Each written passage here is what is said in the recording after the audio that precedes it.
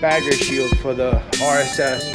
Initially, first put the windshield against the bike. You feel like it might not fit, but it does. You know, once you start laying them, all the screws falls in really nice. Here at the bottom, you got a more rounded section. Here's like they gave it a slight, so that's kind of like an imperfection there. I wish that it came with the hardware to install, which it doesn't. Needed to remove it from the old windshield. I'm glad I was replacing it.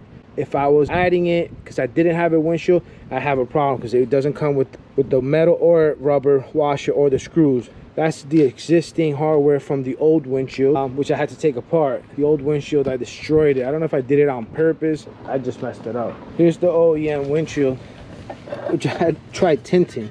This thing is horrible. It does not work at all. So if you ever consider tinting something, just spray paint it. That's what I ended up trying to do. Then I kind of like sanded it down, and then I spray painted it. Once I had it nice, that I felt comfortable enough that I was gonna put it somewhere to dry so it wouldn't collect dust, I kind of tripped over a step and it fell on the floor, and I had to start over. So I gave it that bruise.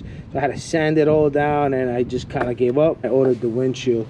I did look at other options, but nothing looked as good as the one from Baggershield. That nice tinted look.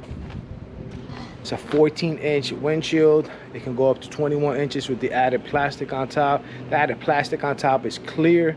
It's not something that I like. I don't like that look, but I will probably use it for longer rides. The hardware that it does come with is just for the installation for this. You could actually add the clear part permanently, or you could have it for a quick change release. I'm gonna keep it without the top part of it.